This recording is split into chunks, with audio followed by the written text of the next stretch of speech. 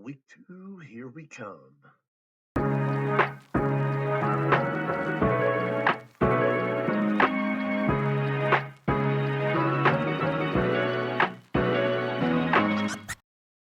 Welcome to Uncut Nonsense, the show that spits in the face of opposing shows. If you need any help with that, just ask Carter.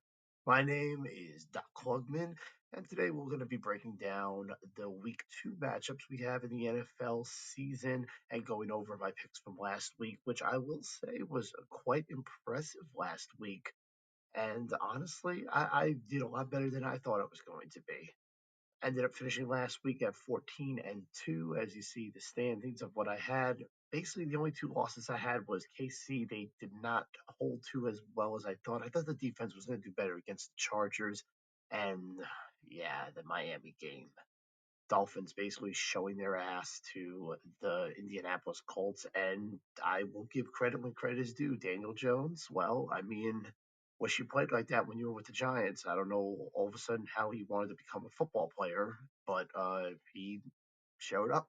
And my other loss coming from Indianapolis, giving a shellacking to Miami. But overall, last week, 14-2, and we're just going to keep it rolling. My goal, in all honesty, is just to get above a 500 record. So since we started off so strong already, I'm pretty satisfied, and I'm going to take it. So we definitely will have a good time with it. So we're going to break down all of the week two matchups that we have, starting with Thursday night football, going all the way down to the two Monday night games that we have this week, as well as just give me a quick little summary recap, of course, of every team's last week's matchups that they did have. So let's get into it.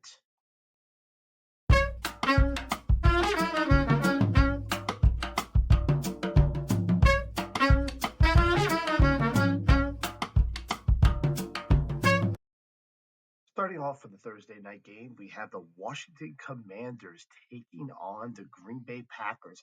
Second game, home game in a row for the Green Bay Packers. They ended up doing a very, very impressive showing the week before. Ended up knocking off the Detroit Lions in what I think people anticipated would be a closer game.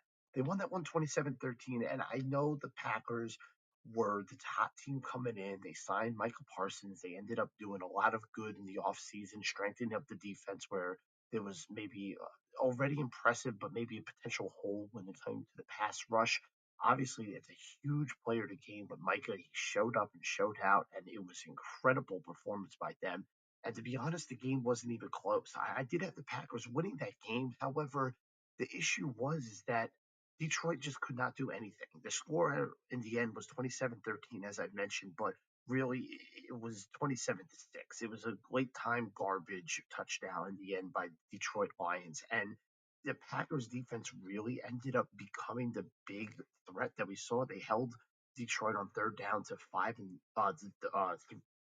15, and they limited them to only 46 yards rushing. That is a great, strong defensive front that they ended up setting up for them. And that you also had 4 sacks in the game for the Green Bay. They forced an interception. It was just overall a very, very impressive game. And this is exactly what the Packers wanted going into this season. They wanted to be able to proved that they were a good team and that they were not just some third place team in the NFC North, that they could actually take that next step. Obviously, the big signing with that from the trade with Dallas ended up being a big boost for them. At the same time, though, the expectations went up. And that is something that is very critical to note because now people are looking at this team as Super Bowl or bust. Now, going into the matchup, I think they do have a good edge when it comes to Washington. Washington, they had a very impressive game last week as well. The rushing attack was incredible, absolutely destroying my New York Giants. And Washington had the home crowd behind them to put on a great show. Jaden Daniels, I thought was really good. I think he picked up from where he left off. Obviously, Quinn, being the head coach for the Washington Commanders, again picked up where he left off. And there was a lot of positive things to see with them. Now, you knew that the Giants' defensive passing was going to be a little bit better. They obviously were a lot better than the rushing attack, so it did slow it a little bit. But Jaden Daniels also got the job done with his legs on the ground. And that was the whole thing that set Washington aside. And it's just something that was overall very impressive for the team moving forward. Now, going into this matchup, you got to go on the road and you got to play Green Bay. It's never easy playing in Green Bay. Obviously, you don't get the disadvantage of it being so cold, but I just think Green Bay has way too much firepower in this case. They're just too good of a team, and they're just on cloud nine right now. For the prediction on this one, I'm going to give it to Green Bay just because I just don't think Washington has enough in the tank. After that, we got the New York Giants taking on the Dallas Cowboys. It's going to be in Dallas here.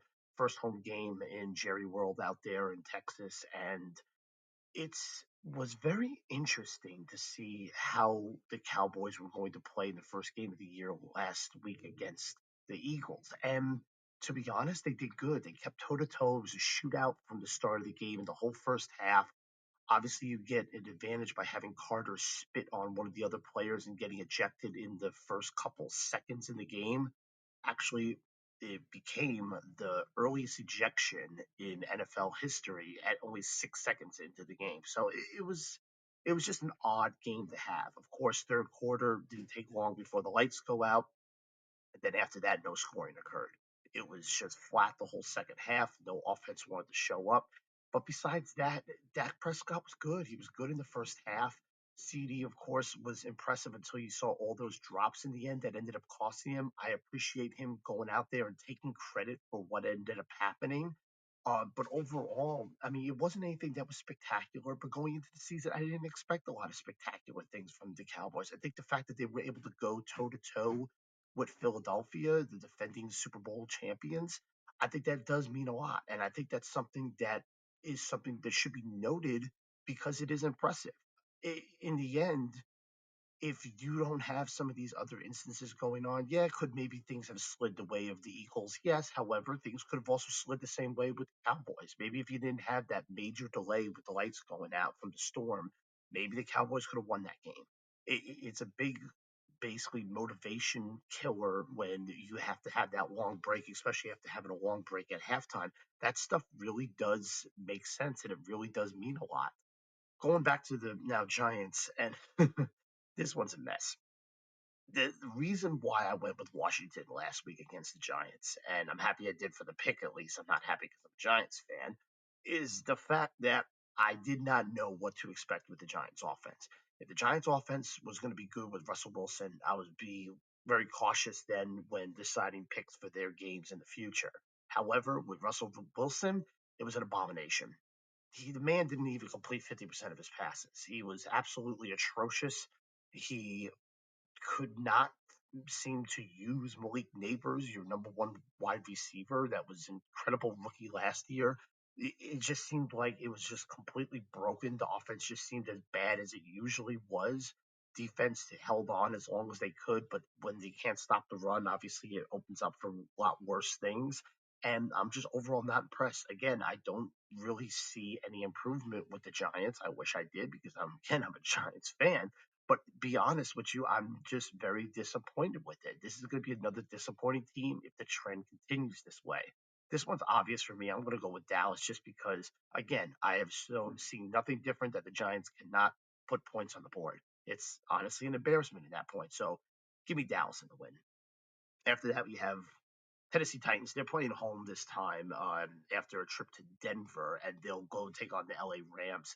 And for Cam Ward's first showing, it wasn't bad. I think people are going to look at this game that they played in Denver, granted too. So let's not say that this was a home blowout Tennessee. No, they played in Denver, and it was 20-12. They did not end up getting an offensive touchdown. The 12 with the four field goals that Tennessee did, they just could not get the job done and finish off any drives for six. However, you're playing a very good defense. The fact that they were able to move the ball around a little bit was actually impressive. They did sort of limit Cam Ward. He was 12 for 28. Again, not the best showing, 112 yards. Tony Pollard led the rushing attack. He got 60 yards. That's not that bad. So overall, it wasn't anything too impressive. They were able to move the ball a little bit. Obviously, the six sacks for Denver is to be expected, but it also brings a lot of questions when it comes to Tennessee's front. And It's something that needs to be cleaned up, especially when you play some of these other teams. Now, I get there's going to be bumps and there's going to be bruises. 13 penalties on Tennessee did not do them any favors. Just shooting themselves in the foot, causing these issues. And that's really the main cleanup fundamental concerns that I have with this very young Tennessee team. And I think that they have the opportunity. I think with more reps, I think there is a chance that at least you can have a better team going forward. But for right now, I just don't see it. That's why the pick last week for me was easy. The final score again doesn't really do it justice because it was a little bit more lopsided than than you kind of see on the score if you actually look at the game. But that's just how I see when it comes to Tennessee. I think it's going to be a long road for them. It's going to be like that when you have a rookie quarterback when you draft the number one overall. That means more than likely, with the exception of trade, you're going to be the worst team last year. So it's going to be tough. But Tennessee does have the home against this one when it comes to the LA Rams. They had a very impressive win keeping their opponent last week, CJ Stroud and the Texans out of the end zone. And again, same thing with that one. They ended up winning that game 14-9 for the Rams. And again, it's a completely different than what the score did. If you actually watch the game, if you see it, the Rams had so much more control over that game, and to do that to a very impressive, starter in C.J. Stroud, and the 2 years that he had was incredible. Matthew Stafford hits a milestone. He becomes the 10th quarterback in NFL history to reach 60,000 passing yards. Just overall was a good day for LA, even though it didn't show it on the scoreboard. You still just saw a lot of impressive things. And when I made my prediction last week of picking the Rams over the Texans, it was hard because I thought the Texans could be a team that continue their positive trend. But I like the motivation, the momentum they had, going into last year at the end of the playoffs, even though they did fall short. And they ended up showing that they could be a very strong defensive team this year. In this matchup, I just think that they'll have a little more experience in Tennessee. I'll give it to the Rams in this one just because I think they'll be able to outlast them even though they're on the road. After this, you have Seattle Seahawks. They'll play on the road this time, and they'll play against the Pittsburgh Steelers in Pittsburgh. And oh man, Aaron Rodgers for the Steelers last week against his old team, of the New York Jets. That was impressive.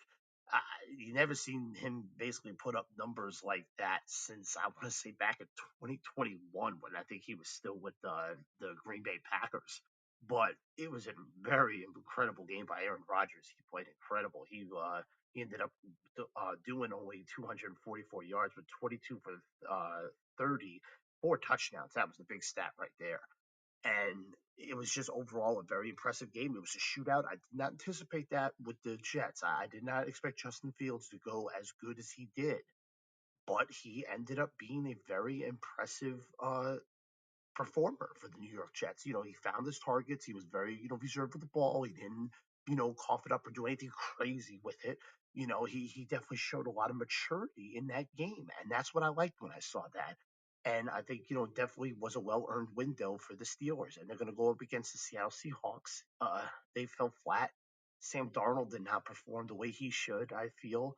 I had questions about them in that new scheme at the start of this season of how they're going to be able to adjust and do good on offense, and it was bad. They lost that game in a low scoring match against San Francisco, 17-13, and just overall they just did not have enough to be able to push them over the edge against the defense for the San Francisco 49ers. I hate to do it because I'm not an Aaron Rodgers fan, but I didn't see enough with Seattle. I think they have the opportunity. The Pittsburgh defense did get shown up a little bit in that first game against the Jets. I think they will improve, though. They're also at home. I'll give it to the Steelers in this case, just because I trust them a little bit more than I do the Seattle Seahawks, at least as of right now, going into week 2. After that, you got the Buffalo Bills versus the Jets. And I just summed up the Jets because I was like, oh, very impressive game and stuff like that. That's different. That's against Pittsburgh. This is against the Buffalo Bills. The Buffalo Bills are not playing around. They ended up winning their game on Monday Night Football, 41-40, after basically scoring 16 unanswered points in the last 10 minutes of the game.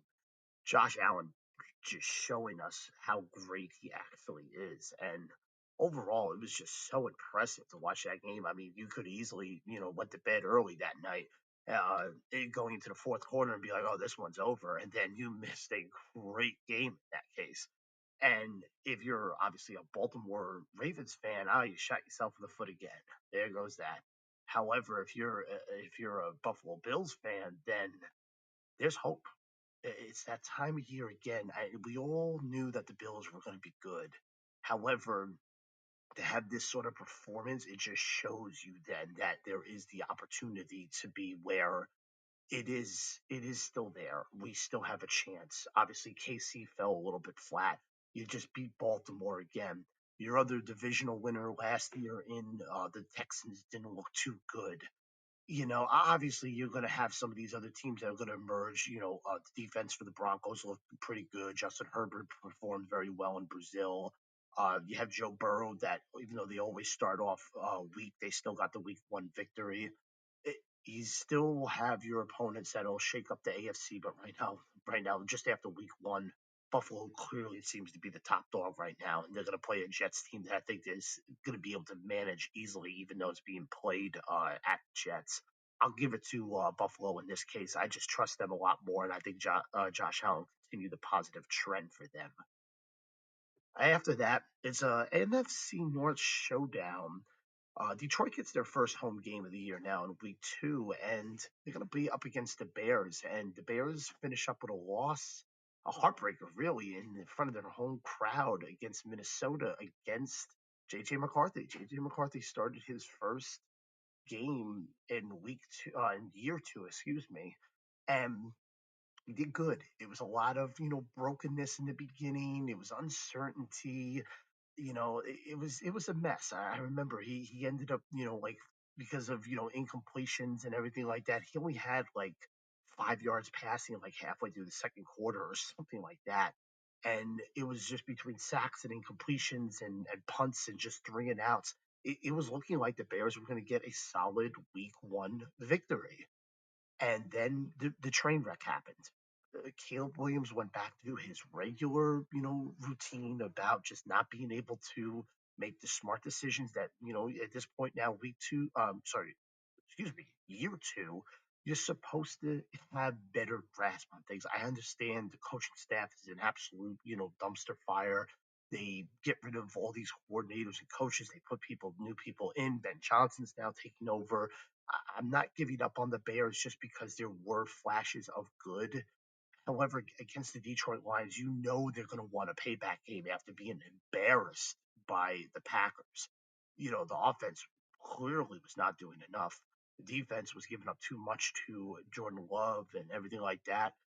I think this is going to be a game where the Lions are going to just lean into the Bears. I'm going to take the Lions in this one. It also helps that this game is being played in Detroit. But I just think that this is going to be a game where the Lions are just going to show no mercy. It is against the divisional opponent, too. So I think they're definitely going to be really nice and pissed off. And I do feel that this game is the Lions to win. And if they end up dropping this one, I am going to see some early panic signs from this team because you can't then, again, you play Green Bay, which was going to be a tough team, but then you can't go home and lose to the Bears. Like it's going to be a tough one if they lose in a bad fashion on this one. I'll give it to Detroit though at home. After that, you're going to have the Baltimore Ravens playing host to the Cleveland Browns.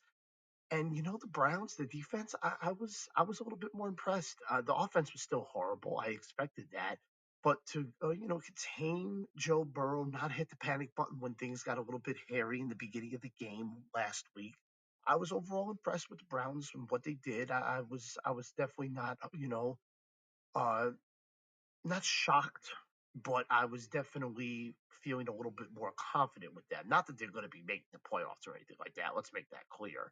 But I was a little bit more, pleasantly surprised that Cleveland was able to do as well as they did. Now I know Cincinnati always starts off slow, and the fact that they got their first win, that's just a win in itself for them.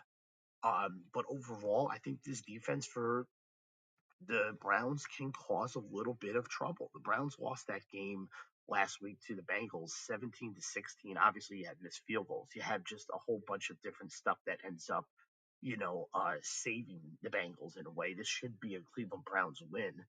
Joe Flacco threw the ball 45 times. I mean, I guess he really did not want to run the ball that game. He was 31 for 45, almost 300 yards. You know, he had 2 picks, of course, but overall, not a bad game for the old man Flacco. It really was not a bad performance by him. And it was, in a quarterback room that the Cleveland Browns have, that's an absolute circus. It's nice to see that they have somebody consistently, especially somebody who has that experience of being around the NFL for well over a decade now, and they're going to play Lamar Jackson and the Ravens. And as I mentioned, the Ravens, they lost that game for multiple reasons, and it was not Lamar Jackson. Let me make that clear. Lamar Jackson did not lose the game for them last week. They lost the game over their own, tripping up over their own feet. They lost it from stupid decisions, fumble by, Henry. Even though I like Henry, that fumble did not save you. You got to protect that ball. You got to protect it like it's your child, especially when you have all, that big lead on you that's slowly beginning to diminish. And I think the Ravens show that they just don't have it when it comes to a good team. Not saying they can't beat good teams, but the Ravens really struggle in these cases, and it's really upsetting if you're a Baltimore fan to watch this. It's like watching the movie Groundhog Day with Bill Murray. It happens over and over and over every single year. When it comes down to crunch time and having to play that good team, they just find a way to always lose. And then they wake up and it's the next year and then it's a do over again. And they just can't get over that hump. Like Buffalo can't get over the hump by beating KC in the playoffs. Baltimore can't get over the hump of playing a good playoff team. And it's something that's crippled them for so long, and I don't know what the answer is with them. That being said, though, with this game, I'm going to give it to Baltimore. I just think that they're the better team. They clearly showed offensive firepower against the Bills. Make no mistake about that. I'm dogging on them right now, but Baltimore is still an offensive juggernaut. And although I think the Browns' defense is pretty good, I just don't think that they'll be able to hang enough with the Baltimore Ravens in order to get the victory from them. And it's going to be played in Baltimore too. Now, give me the Ravens. San Francisco 49ers on the road taking on the Saints. Wow. So San Francisco, as I said, what's their main issue? What's going to happen, with San Francisco? And I was like, well, I said San Francisco could be good. However, if those injuries get them, then I don't know if I could trust this team. And you know what? You can't trust them because already we have injuries with the San Francisco 49ers. You're going to have Mac Jones step in because Brock Purdy's not playing. McCaffrey will be there, but who knows? He's made out of glass. You have George Kittle, the tight end, your star tight end, out for several weeks with a hamstring injury. And it's just the injuries again that's plaguing this really average to maybe above average team, and it's making them look like they're not as good as they are. They're impressive, but they have nothing behind them when all your players go down immediately. And they're going to play the Saints. The Saints is going to be played in New Orleans, and they they had a decent game against the Cardinals last week. I did pick the Cardinals, of course, in that game. Cardinals ultimately, showed up. They got the win. It was a 20-13 victory, but I mean, Kamara obviously performed very well. It was a solid rushing attack from the New Orleans. I mean, that's going to be the bread and butter going into this.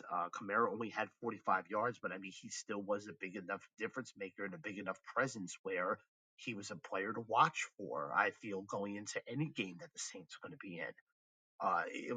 It wasn't the prettiest performances, of course. They did have over 200 yards passing. Rattler did not do too bad. And I think with all that being said, I'll give the win to the Saints. I will. I just don't trust San Fran. And now you're going to lose all these players. You got Mac Jones coming in now as a backup. You got Kittle out. I don't trust San Francisco. I really don't. I just think that it's their defense, whether it's good or bad, is just not going to be enough, to be able to contain some of these things. I know you're playing a weaker opponent with the Saints, but you're going to be on the road again. I can't give San Francisco the win 2 weeks in a row with all these injuries already occurring. I'll take the Saints in this one. It's going to be close. I would not be surprised if San Fran wins it, but I can't go against the Saints in this one. After that, you got the Patriots taking on the Dolphins. You know, I had my eye on this one in the beginning, and I was like, oh, in week two, if Dolphins do what I think they might do against Indianapolis, then I'll probably pick them again to go 2-0 starting off the season. But oh my gosh, this is going to be a tickle fight. The Dolphins got absolutely demolished. Tua was horrible. uh, McDaniel, the coach, just seems to not have any proper answers anymore when it comes to this. The defense was an absolute mess. They let Daniel Jones run all over them, and it was just an absolute dumpster fire. And now they're going to take that stuff to Miami, and we'll see how they do when it comes to that. When we talk about the Patriots now, they played against the Raiders. It was in Foxborough, and it's just I picked the Raiders in that game for a reason. I didn't trust the Patriots enough, and it turned out to be, sort of correct when it came to that. Obviously, new head coach, new offensive scheme for this team, and it was just something that it was what I thought it would be. They lost that game 20-13 against Las Vegas, and it was just not enough to really do anything. Drake May threw the ball 46 times. He held his own. He almost got 300 yards that game. No rushing attack, which was horrible. Obviously, you get a nice pick on Drake May as well. The whole first half, they had no real answers for the Raiders and what defensive schemes that they were doing. They couldn't stop them either on the defensive front. And then come the second half, the reason why May has all these yards is because he needed to throw the ball. The rushing attack was just so horrible for the Patriots. And when you're forced to throw the ball, yeah, if you're not throwing incomplete, those yards do stack up.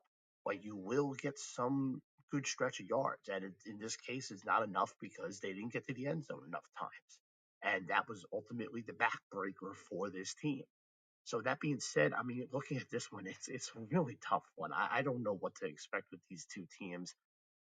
I want to trust May just a little bit more for the Patriots in this case. Tua just was so horrible on last Sunday. I think in this case, I'll go with the Patriots because they had better strides at the end of the game to at least try to put up something.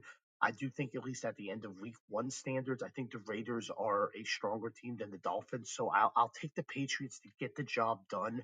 I think it's going to be a real low scoring affair, and it's going to make these defenses look better than what they actually are. But I'll give it to the Patriots in this case. After that, you got Jacksonville Jaguars going on the road and playing the Cincinnati Bengals. And Jacksonville, they looked really good. They really did. I mean, they Jacksonville looked like a really impressive team in Week One. However, the reason for that probably was because he played the Carolina Panthers, and Carolina Panthers defense can't stop anybody and their mother. And you have then the Bengals, on the other hand, that really, although they're known for getting those slow starts, they just could not do anything. And they got stopped by a somewhat impressive defense for the Cleveland Browns. But I mean, overall, like this was a game where they started off pretty well and they did not end up getting any better when the second half came. I feel like they just ended up falling flat. They only scored 3 points in the whole second half. It was in the third quarter. And it was sort of near the end of the third quarter.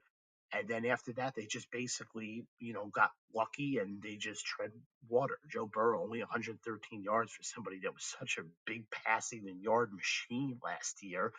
They were kept very, very limited, and it's disappointing, to see that type of stuff.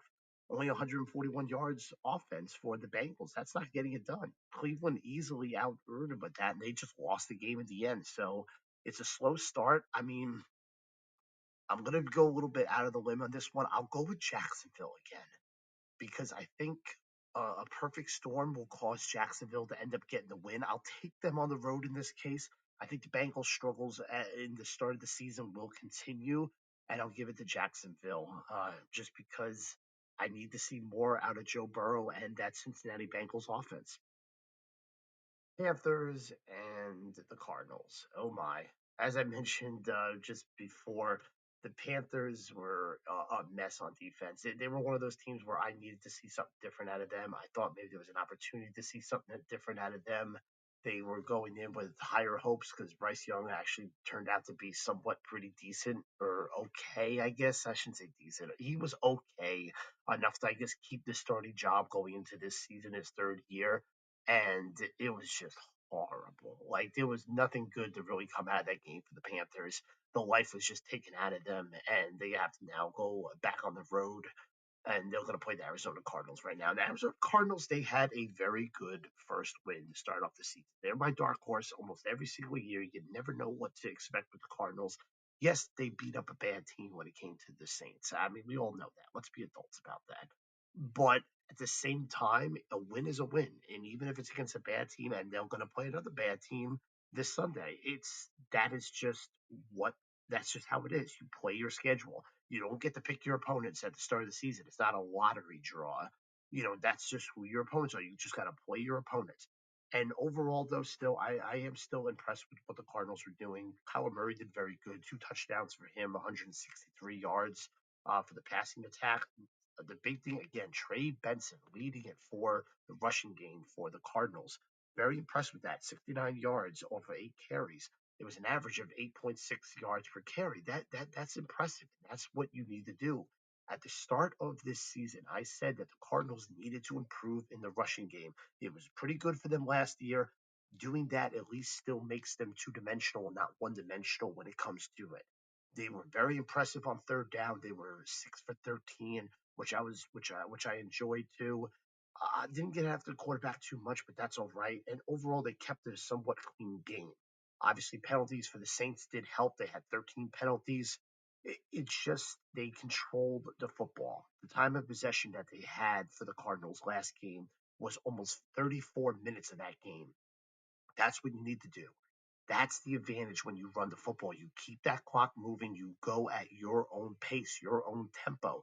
And that is something that many teams don't do anymore because they're too busy passing the ball. If the ball's dropped, clock stops on the incompletion and the game drags on. More opportunities for your opponent to get the ball back and beat you at the end of the game. That's not how Arizona plays. And it ended up working out against the Saints. I think it's going to work out again. They're at home too. I like it. So I'm going to give Arizona Cardinals the win on this one over the Panthers just because I don't trust the Panthers with anything. The defense is just too horrible. The coaching is just too horrible.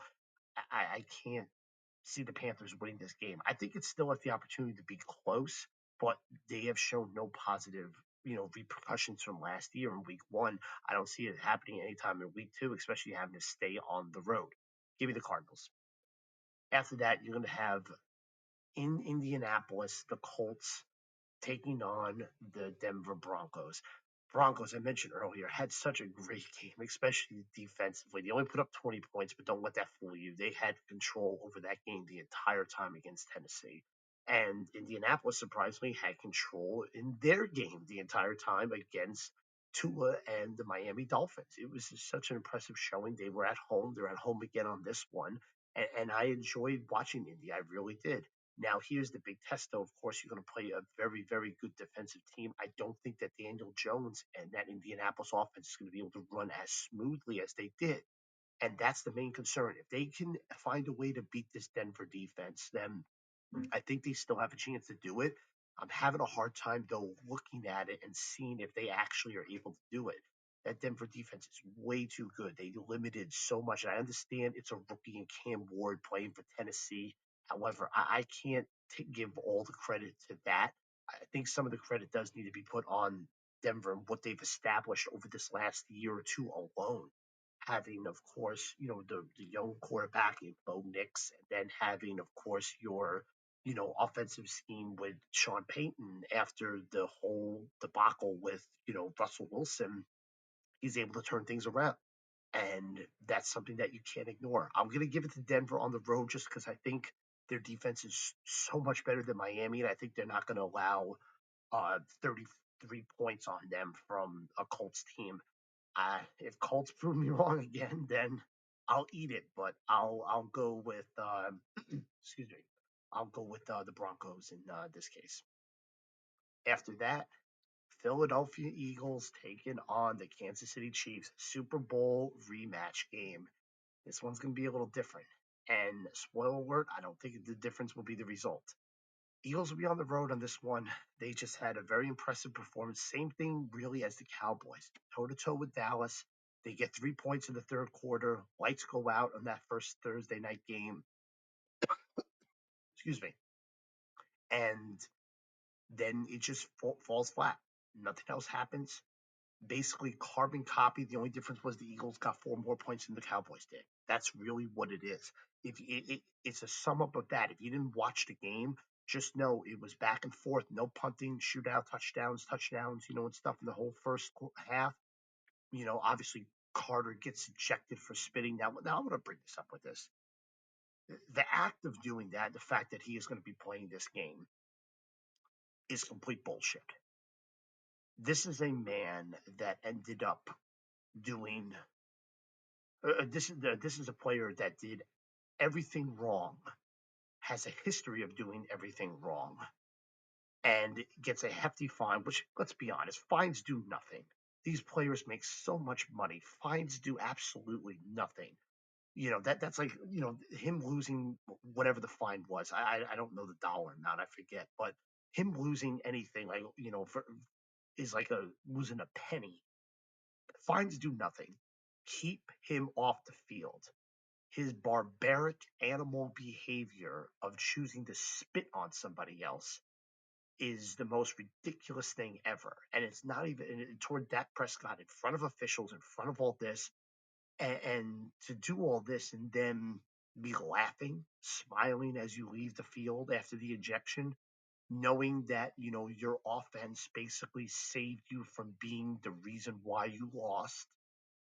It was just it's ridiculous, and it's not even like Dak was going after him, attacking him, or anything like that.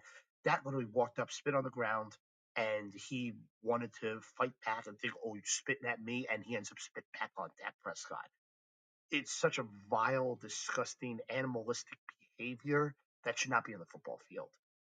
Uh, he should be suspended for more than one game, in my opinion. They said one game, but they said he served that by basically missing the entire Cowboys game, and that was the reasoning for the NFL, which is absolute horseshit.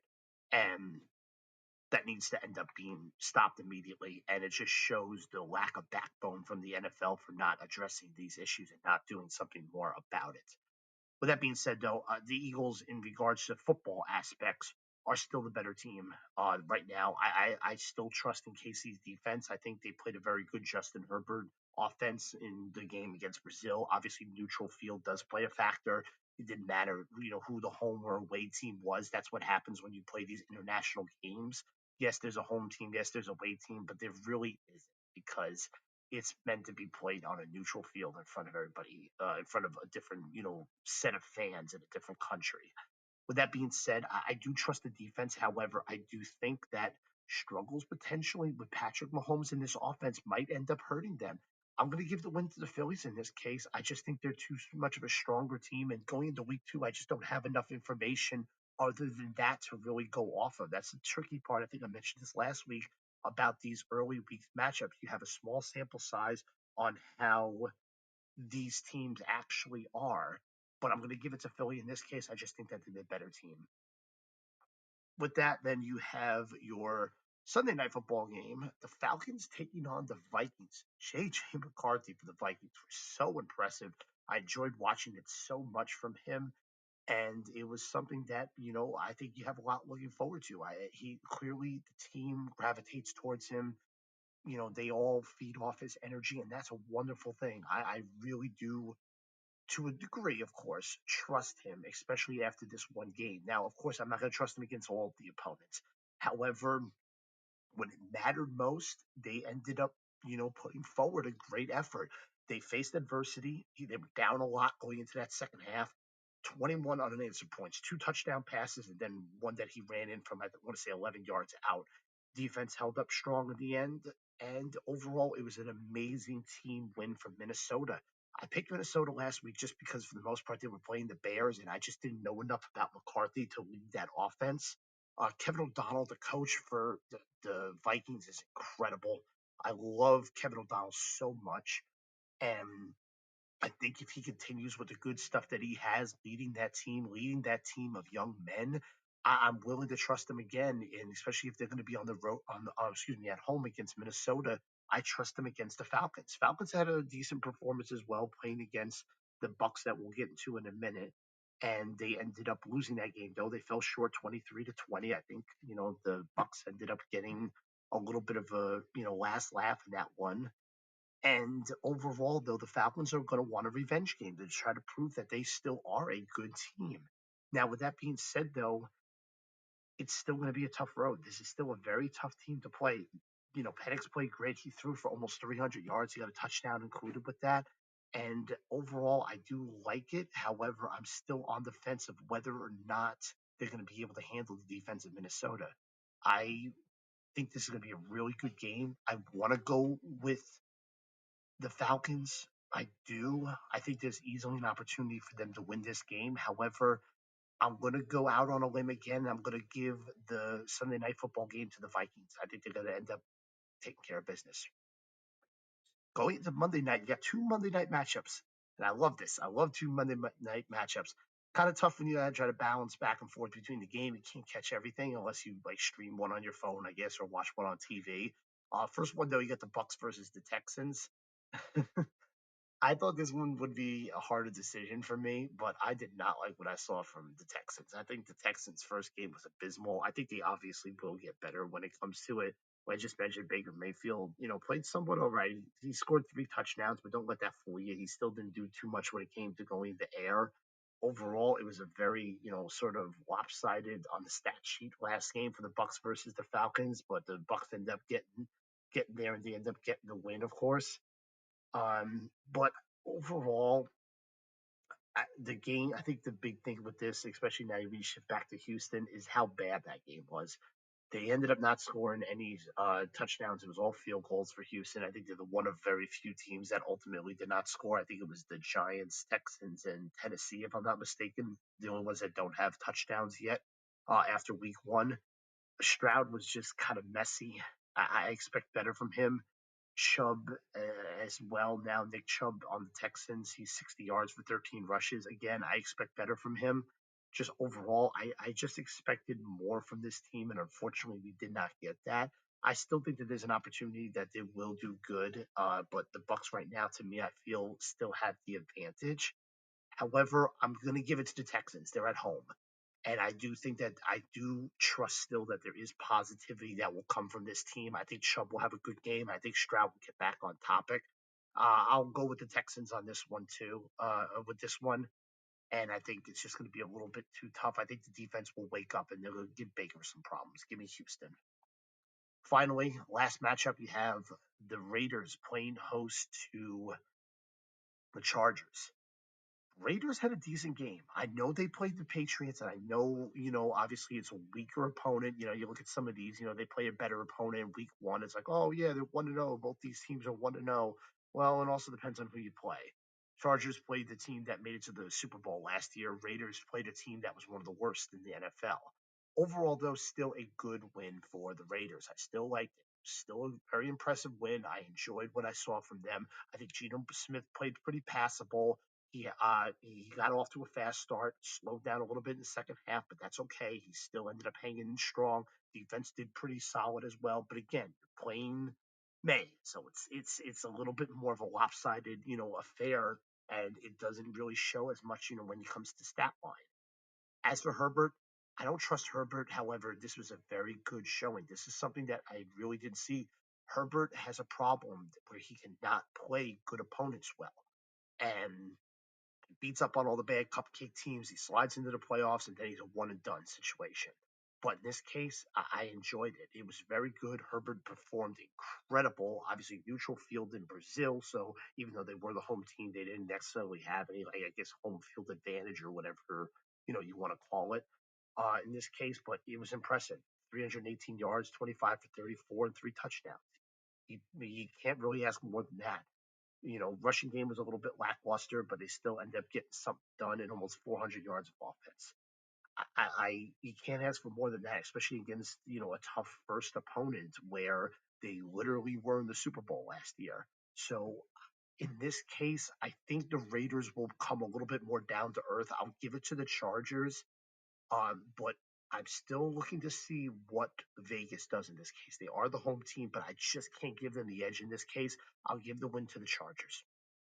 So that'll do it with week two predictions going forward, looking to see how these games shape up and we will have reactions and we'll see what's going on next week at the end of all the games, and we'll also see how I did if that record stays as good as I hope it does.